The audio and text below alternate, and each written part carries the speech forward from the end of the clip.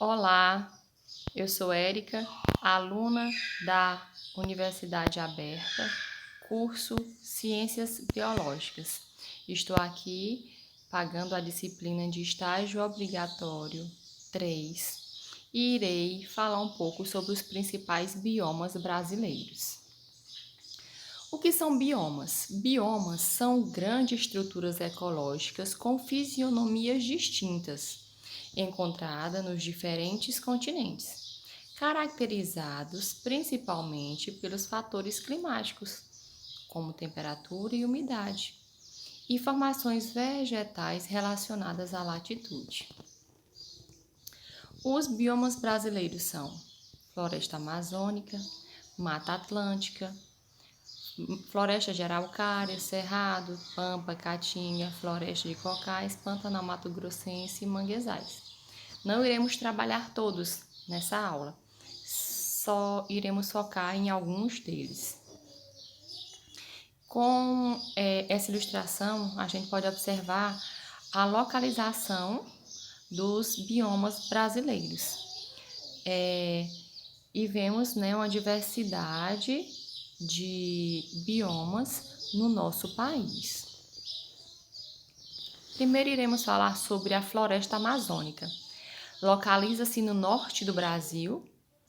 A sua precipitação pluviométrica é superior a 1.800 milímetros por ano. Ela apresenta diversos estratos, onde essas plantas, essas árvores, possuem cerca de 30 a 40 metros de altura. As raízes geralmente são tubulares, que por apresentarem grande porte, essas raízes tubulares dão um suporte maior à sustentação da planta. Temos um exemplo, a seringueira, uma árvore bastante conhecida da região, e também temos bastantes bromélias. A região da bacia amazônica ostenta a maior variedade de aves, primatas, roedores, jacarés, sapos, insetos, lagartos e peixes de água doce de todo o planeta. Temos alguns mamíferos como onça-pintada, ariranha, preguiça, macacos. Cerca de 25% da população de primatas do globo vivem na floresta amazônica. E cerca de 70 das 334 espécies de papagaio existentes estão presentes na floresta amazônica. Temos aqui um exemplo de uma epífita, uma bromélia, e algumas raízes, um exemplo de uma raiz tubular. Como falei, por ser uma planta de grande porte, precisa de uma sustentação bem resistente. Também apresenta bastantes comunidades indígenas. Cerrado. No cerrado, as árvores são peculiares. Os troncos geralmente são retorcidos, são tortos, como podemos observar nessa figura. São cobertos por uma cortiça grossa e de folhas geralmente grandes e rígidas. Muitas plantas herbáceas têm um órgão subterrâneo para armazenar água e nutrientes. Situado nos estados de Minas Gerais, Goiás, Tocantins, Mato Grosso do Sul, no oeste de São Paulo e Paraná. É um bioma estilo savana, com vegetação arbórea, formada por árvores e arbustos. O clima é geralmente quente, cerca de 26 graus Celsius, e o índice pluviométrico varia de 1.600 a 2.000 milímetros de chuva por ano, concentradas principalmente no verão. O solo ele é pobre em alguns nutrientes, em alguns minerais. E em relação à diversidade de invertebrados, os mais notáveis são os cupins, que fazem suas casinhas, como temos aí a imagem, e algumas formigas cortadeiras. O cerrado, devido a uma cortiça grossa e estruturas subterrâneas, podem ser interpretados como algumas das muitas adaptações desta vegetação a queimadas periódicas. Acredita-se que, como em muitas savanas do mundo, os ecossistemas de cerrado vêm coexistindo com o fogo desde tempos remotos, inicialmente com incêndios naturais causados por relâmpagos e atividades vulcânicas.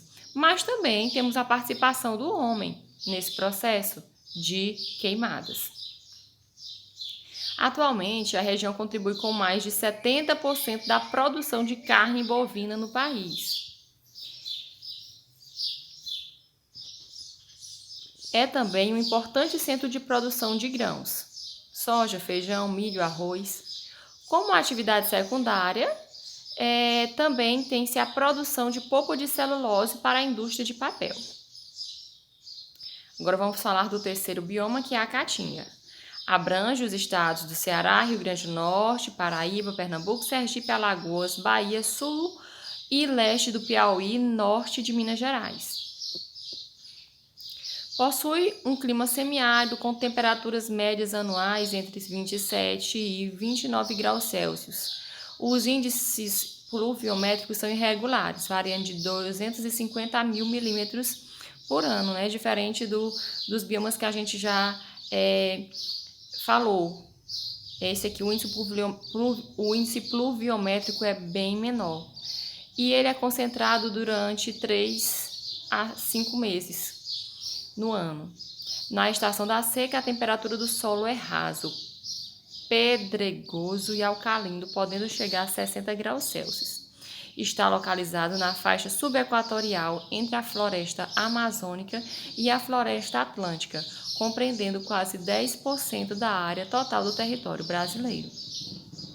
Nós temos uma visão da Caatinga em época de estiagem e uma visão da Caatinga em época de chuva. Podemos observar que na estiagem a vegetação é mais ressecada. Já em época de chuva, ela fica já bem mais bonita, bem mais verdosa. A vegetação da Caatinga é extremamente diversificada, proporcionando a ocorrência de espécies adaptadas à condição do ambiente.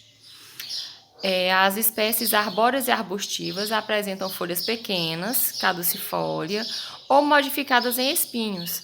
Outras com raízes superficiais para absorver o máximo de águas pluviométricas. Algumas espécies nativas da Caatinga são a barriguda, amburana, aroeira, umbu, o juazeiro, entre outros. Os rios são intermitentes, correm apenas durante o período das chuvas, tendo seus cursos interrompidos durante a estação da seca. O escoamento superficial é intenso, pois os solos são rasos e situados acima dos lajedos cristalinos. Após as chuvas, as plantas florescem e os animais se reproduzem, deixando descendentes que já possuem adaptação para suportar o longo período da seca seguinte.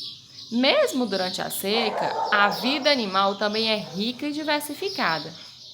Espalhado pela Caatinga, existem regiões úmidas e de solo fértil, chamados de brejo. Agora iremos falar um pouco sobre o Pantanal mato-grossense. A planície do Pantanal é considerada a maior área úmida contínua do mundo. Formada por uma grande bacia sedimentar, sua altitude varia de 75 a 100 metros acima do nível do mar. Essa bacia engloba Mato Grosso do Sul e ainda uma pequena parte do território da Bolívia e do Paraguai. A planície do Pantanal se insere na chamada Bacia Hidrográfica do Alto Paraguai, formadas por tributários do Rio Paraguai, provenientes das cabeceiras do Planalto Central do Brasil. O clima da região é o tropical semiúmido e o índice pluviométrico médio gira em torno de 1.500 milímetros por ano, onde as chuvas se concentram no período do verão. A temperatura média varia entre 17 e 23 graus Celsius, podendo atingir mínimas de 0 graus Celsius no inverno, devido às massas polares.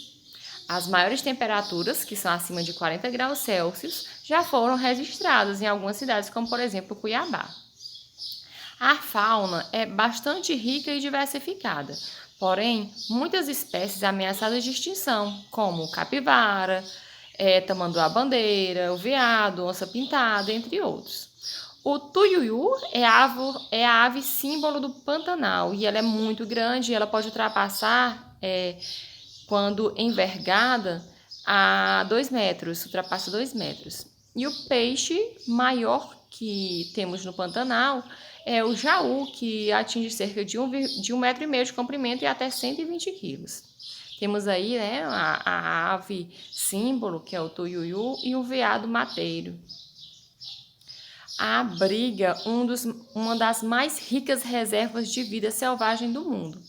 Em alguns locais mais elevados, onde o solo não retém água, a vegetação pode apresentar a vegetação típica de caatinga, como cactos.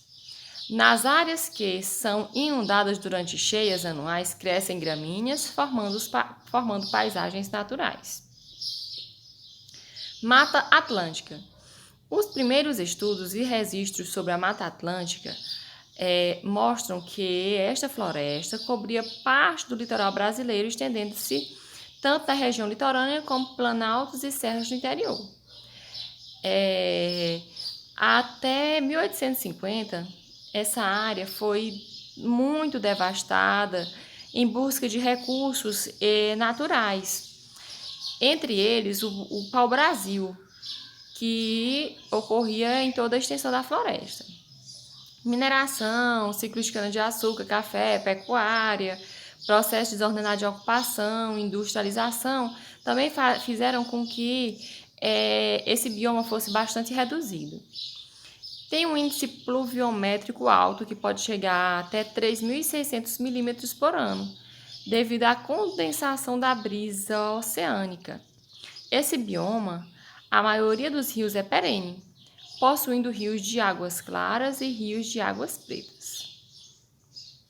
Em relação à fauna, é uma das mais ricas em diversidade de espécies, apresenta uma das mais elevadas riquezas de aves do planeta. Também nós temos nesse bioma um processo de evolução de espécies. Nós temos aqui uma média de aves ameaçadas de extinção, cerca de 140. Nós temos cerca de 250 espécies de mamíferos, onde 55 são endêmicos, anfíbios, répteis e peixes. Atualmente, os fatores principais de degradação dessa Mata Atlântica, desse bioma, é o crescimento urbano e o consumo desordenado dos recursos naturais. Ele possui uma grande importância social, econômica e ambiental para o país, sendo que só temos uma média de 8% ainda restante da cobertura original. Então, o que tem que ser feito? Uma medida eficiente, adotado medidas de conservação ou recuperação, incentivo para o uso sustentável. E o último bioma que nós iremos mencionar são os pampas. Esse bioma ele atinge uma área de 210 mil km², está ali pelo Rio Grande do Sul e também ultrapassa as fronteiras. O clima é subtropical, temperaturas amenas e chuvas regulares o ano todo. No verão, pode alcançar altas temperaturas de cerca de 35 graus Celsius, mas também o inverno é marcado por geadas e neves. A precipitação anual é de 1.200 milímetros e a vegetação é predominantemente herbácea, com altura variando de 10 a 50 centímetros. Agricultores e pecuaristas foram atraídos para a região devido ao seu solo fértil e condições naturais favoráveis, o que ocasionou uma desordenada expansão, gerando um acelerado desgaste do solo, iniciando um processo de desertificação em algumas áreas desse bioma.